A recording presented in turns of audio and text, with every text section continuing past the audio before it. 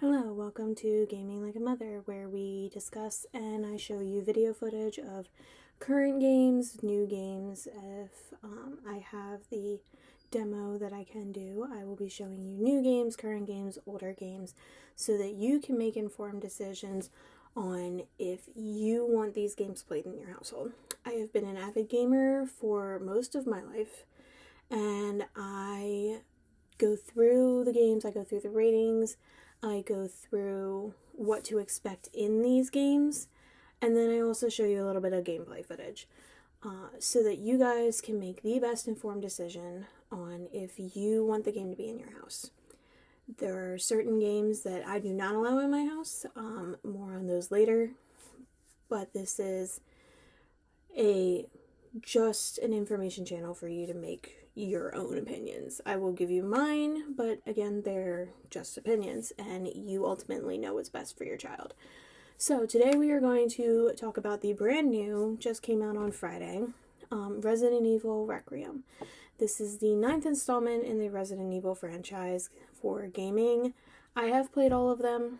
I have beaten all of the games. I love this franchise. I have seen all the movies, done all the games. I even have a tattoo of one of the zombies and the T-virus and the antivirus and the umbrella on me. So I'm a big, avid Resident Evil person. When I saw that this game was coming out, I absolutely had to get it. So I've spent the entire weekend playing it, and this game is definitely a very good installment to the franchise. I do not have any negatives to say about this game. It is amazing. It is exactly what I expect from Capcom and them with their previous games and with the any future games. Anything that Capcom does, I totally love. Not sponsored, but I do love my Capcom. So, getting down to the nitty-gritty. This game is going back to Raccoon City, like you did in Resident Evil 2, and like all the way back when. So you play as Leon, and you play as Grace Ashcroft, who is an FBI agent, and everybody who's familiar with the franchise knows Leon. He is wonderfully connected with Umbrella for years now. So this game's official rating is rated M for mature, which means 17 and older in the US. I fully believe that this game should keep the mature rating. After playing this game this weekend, there are several jump scares. I will be showing this. There are a lot of really big zombies that you are fighting. It is definitely more advanced zombie-wise than the previous games have been. I'm not going to go into too much detail. I will be putting up videos later on today that have gameplay footage. That being said, with it being mature and 17 and up, there is a very, very high violence level. You're fighting zombies. Anybody who has known the Resident Evil franchise, you know what you're up against. Even if you've just seen the movies, you know what this game is entitled to and what you're up against. And in all fairness, you are up against a lot more than what you have been in previous years. I truly feel like 7 through now, they have completely stepped up everything. I mean, you have to keep the franchise going, but they completely have stepped up everything. Zombies, hordes, how you fight them, how, the different tactics. It is a very much puzzle strategy game, and that is why I absolutely love these games, because I am a very puzzle strategy person. I do love these games. That being said, violence level's high. Very high.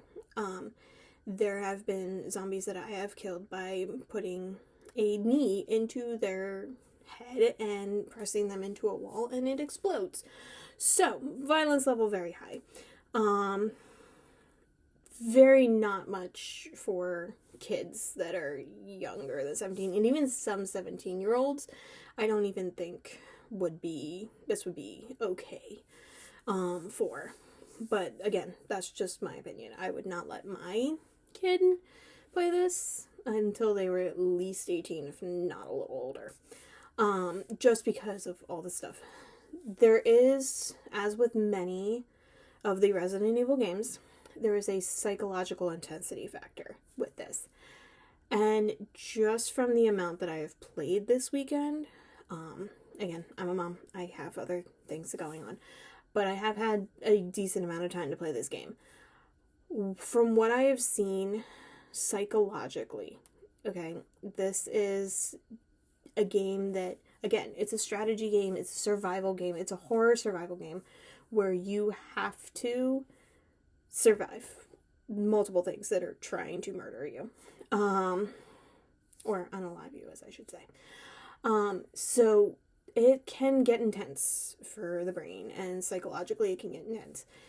With what I've got going on in the game right now, it deals with family death in the game. Again, I don't want to go into too much detail. I want you guys to be able to play it because, honestly, it's a really, really good game so far. I mean, I know these games. They're good. They're definitely high on my I need to get them list. Basically, though, it is very heavy on the psychological intensity. You are, just the first 2 sections of it with the FBI agent, you are dealing with the psychological trauma of her losing a parent. You are dealing with a lot of psychological trauma and how she lost her parent. They go into that backstory. They go into a lot of her backstory. And it's a lot. It's a lot on the emotions. It's a lot on the psychological side of it. It is a lot in the mental side of it. So if you have had those kinds of, like, dealings, it could be hard for you. There's sections in Resident Evil 8 and Resident/Village, I call it Resident Evil 8, but there's sections in Resident Evil Village that I, as a mom, they were even hard for me to get through. And there are sections that I do not want to go through again, just because of my personal things that I have gone through in my life. So, but yes, at the end of the day, it is just a game. I understand that. But for somebody who has not fully processed certain things, it's a lot. It's a big emotional toll. It's a big psychological toll. You are also in a hospital in portion of the game. Again, I don't want to go into it, but you will see some in my playthrough where you are in a hospital. There are zombies running around, obviously, because it's Resident Evil, but there are zombies running around that were people in this hospital, and there is a isolation room and ward, as in there are in many hospitals. They have done experiments on mental patients. It's a whole big thing.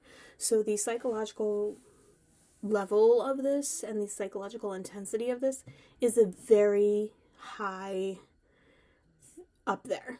It's not something that it's like, oh, it's just casually mentioned. No, you are living it. You are living these patients' lives as they come after you and everything else. So it is not just it's mentioned here. No. Obviously, with the Resident Evil, everyone knows that they've done experiments on people and mental patients and stuff like that. So it is a lot psychologically. Even the monsters/zombies that are even more genetically mutated that you come across, they are more intense, they are more psychologically, they follow you around more, they stalk you more. The whole point of Resident Evil and of these games are to be a little psychologically messed up. That's just the nature of Resident Evil. It's just how it goes. Okay. Which, again, like I said, love it. Because obviously, if you're a huge horror fan, there's stuff that you appreciate in horror. And as for this franchise, I can truly appreciate the mental, psychological, making your brain think aspect of this game and of the franchise in general. They make you think. They make you look for things that you wouldn't think are there. They put things strategically in certain places that you wouldn't expect them to be, which is the whole point of the game and the whole reason that I love the game. It's just a whole wonderful game.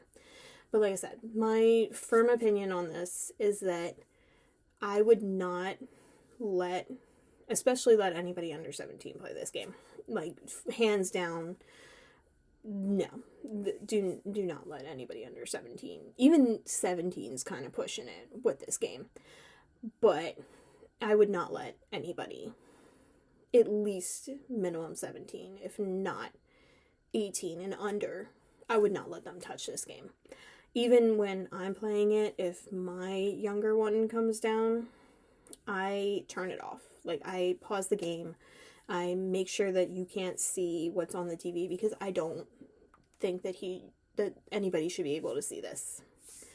So, but that's just my opinion. Like I said, I am not here to persuade you one way or another because at the end of the day, and I'm not telling you what to do, I can just give you information. At the end of the day, it's your house, it's your kids. I'm just here to tell you about the games and what my personal opinion is and how the game should be handled. So that being said, I definitely love this game. I definitely do not think that this game is for younger audiences, just for the nature of the blood, the gore, the gameplay, the massive amounts of jump scares and zombies and everything else. I do not think that it should be for anybody younger than 18. But thank you for coming. If you want to see more of this, please subscribe to my channel. It would mean a lot to me. I know I'm just getting started, but it would mean a lot to me, and I hope to keep making videos for you guys. And the other videos that I have should be up shortly, so I definitely appreciate you tuning in, listening to what I have to say, listening to me talk about it and the game. Again, it is an amazing game, and it's an amazing franchise, and I hope that this helped you make more informed decisions on whether you want it in your household or not. So, have a great day. Bye, guys.